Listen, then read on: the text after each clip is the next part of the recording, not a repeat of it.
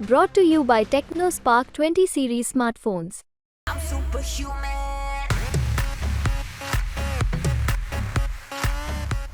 નમસ્કાર મિત્રો, શું ક્ષત્રિય સમાજ હવે અધવચ્ચે છે? શું આ લડાઈ હવે વટની બની ગઈ છે?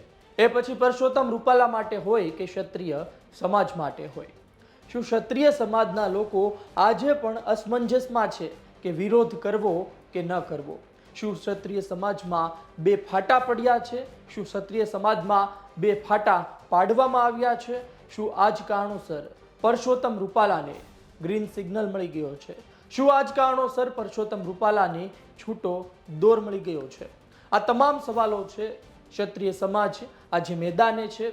ધંધુકામાં સંમેલન મળ્યું. ક્ષત્રિય સમાજની તાકાત, શક્તિ પ્રદર્શન ગુજરાતે જોયું. પરંતુ હવે રાજકોટમાં સંમેલન મળવા જઈ રહ્યું છે. આ પહેલા ક્ષત્રિય સમાજમાં બે ફાટા જોવા મળી રહ્યા છે. ક્ષત્રિય સમાજમાં જોવા મળતા બે ફાટા પર વાત, શું પરસોત્તમ રૂપાલાને ગ્રીન સિગ્નલ મળી ગયો છે તેના પર વાત, અને મુખ્ય વાત રાજકોટ લોકસભા બેઠકમાં શું રંધાઈ રહ્યું છે, ક્ષત્રિય સમાજની અસરથી શું થવા જઈ રહ્યું છે.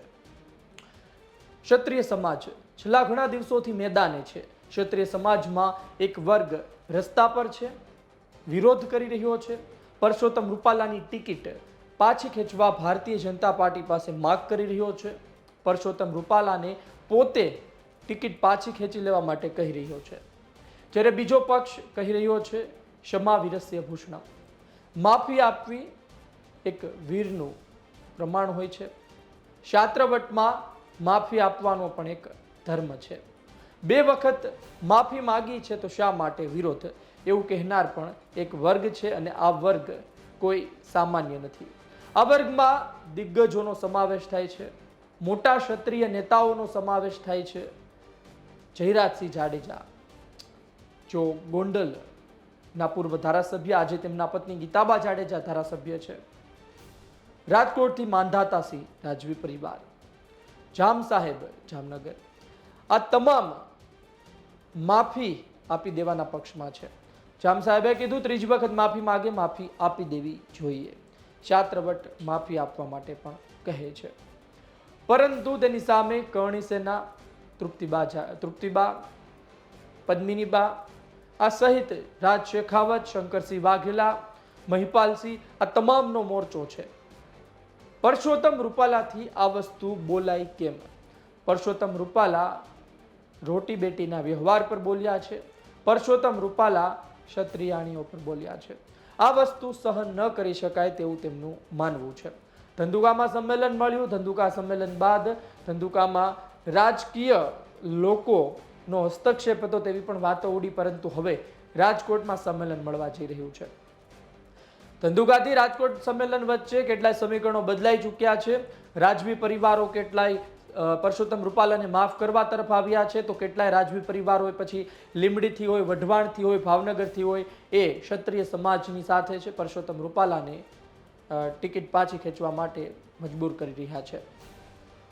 પરંતુ કેટલાય નેતાઓ તેવા છે કે જે આજે સુડી વચ્ચે સોપારીમાં ફસાણા છે. એ નેતાઓ ન તો એક બાજુ જઈ શકતા, ન તો બીજી બાજુ. એક તરફ કૂવો છે તો બીજી તરફ ખાય. આ નેતાઓના નામ છે સીજે ચાવડા, આ નેતાઓના નામ છે ભૂપેન્દ્રસિંહ ચુડાસમા, હકુભા જાડેજા, રીવાબા જાડેજા, આ નેતાઓ ધર્મેન્દ્રસિંહ વાઘેલા, આ તમામ નેતાઓ કે જેઓ ભારતીય જનતા પાર્ટીમાં મોટું સ્થાન ધરાવે છે. પ્રદીપસિંહ જાડેજા, જેઓ ભારતીય જનતા પાર્ટીના અંદરખાને સપોર્ટ કરી રહ્યા છે, તેના પર ભાજપૂતનું બેનર લાગી રહ્યું છે. આ તમામની પર નજર છે. આ તમામની લઈને વાત કરવામાં આવે છે કે ક્ષત્રિય સમાજ સાથે આ લોકો નથી ઊભા, તો આવનાર સમયમાં તેમની સાથે શું થશે? શું ક્ષત્રિય સમાજ આવનાર સમયમાં તેનું પરિણામ બતાવશે? કારણ કે આ દરેકને પોતાના મત વિસ્તારમાં ક્ષત્રિય સમાજ વત્તા ઓછા પ્રમાણમાં રહ્યો છે, અને પોતે ક્ષત્રિય સમાજમાંથી આવે છે. જે લોકોને બેઠક નથી લાગુ પડતી, એ લોકોને ક્ષત્રિય સમાજના સમર્થનની જરૂર સમયે સમયે પડતી રહી છે. થોડા સમય પહેલા જ ભૂપેન્દ્રસિંહ ચુડાસમા અને હકુભા જાડેજા ગદથડ ગયા હતા, અને ક્ષત્રિય સમાજના સંત સાથે વાત કરવામાં આવી હતી, અને આ તમામ મામલાનું નિરાકરણ આવે તે માટે પ્રયત્ન કરવામાં આવ્યો હતો, પરંતુ આજ દિવસ સુધી આનું નિરાકરણ આવ્યું નથી. રાજવી પરિવારો માંધાતાસિંહ જામ સાહેબ જ્યારથી માફીના સમર્થનમાં આવ્યા છે ત્યારથી રાજપૂત સમાજમાં પણ કેટલાય લોકો, કેટલાય યુવાનો ગુસ્સામાં છે કે આ જે મામલો બન્યો છે તેમાં તમામ સમાજના લોકોએ એક થઈને વિરોધ કરવો જોઈએ, જેની જગ્યાએ સમાજમાં ફાટા પડી રહ્યા છે. કારડિયા રાજપૂત, નાડોદા રાજપૂત પરસોત્તમ રૂપાલાના સમર્થનમાં હોય તેવી પણ કેટલાય લોકો વાતો કરતા રહ્યા છે, પરંતુ આજે પણ વિરોધ યથાવત છે. રાજકોટમાં સંમેલન મળવા જઈ રહ્યું છે અને આ તમામ જે ફાટા પડ્યા છે તેના કારણે જ લોકો કહી રહ્યા છે, ચર્ચા થઈ રહી છે, રાજકીય પંડિતો બોલી રહ્યા છે કે પરસોત્તમ રૂપાલાને ગ્રીન સિગ્નલ મળી ગયો છે, પરસોત્તમ રૂપાલાને છૂટો દોર મળી ગયો છે, પરસોત્તમ રૂપાલા પ્રચંડ પ્રચારથી આગળ વધી રહ્યા છે અને આ પ્રચંડ પ્રચાર કહે છે કે તેઓ રાજકોટના ઉમેદવાર છે. પરેશ ધાનાણી તેમની સામે હવે નિશ્ચિત માનવામાં આવી રહ્યા છે. રાજકોટમાં ક્ષત્રિય સમાજની સંખ્યા ઓછી છે. ગુજરાતની એવી લોકસભા બેઠક કદાચ એક પણ નથી કે જ્યાં ક્ષત્રિય સમાજ સૌથી વધુ બહુમતી ધરાવતો હોય ને તેને જ ટિકિટ આપવી પડે અથવા તો તે નારાજ થાય ના ચાલે, એવી તો સ્થિતિ છે નહીં. પરંતુ આ ક્ષત્રિય સમાજ છે, લોકો કહી રહ્યા છે કે આ ક્ષત્રિય સમાજ છે નહીં ભૂલે, આજે નહીં તો કાલે ભારતીય જનતા પાર્ટીને તેની સામે બેસવું પડશે અને સમાધાન કરવું પડશે. 2027ની ચૂંટણી પણ છે અને નાની નાની જિલ્લા પંચાયત, તાલુકા પંચાયતની ચૂંટણી પણ આવતી રહેતી હોય છે. તેમાં ક્ષત્રિય સમાજનું કેટલાય વિસ્તારમાં વર્ચસ્વ છે. આજે નહીં તો કાલે સમાધાન કરવું પડશે તેવું લોકો કહેતા રહ્યા છે, પરંતુ જો ભારતીય જનતા પાર્ટી આજે સમાધાન નથી કરતી તો સમય સાથે આ ઝેર વધતું જશે તેવું પણ લોકો કહી રહ્યા છે. રાજકીય પંડિતો કહી રહ્યા છે કે જેટલું બને તેટલું વહેલું સમાધાન ભારતીય જનતા પાર્ટીએ કરી દેવું જોઈએ, કારણ કે જેટલો સમય લાગશે તેટલો મામલો વધુ ઉગ્ર બનશે.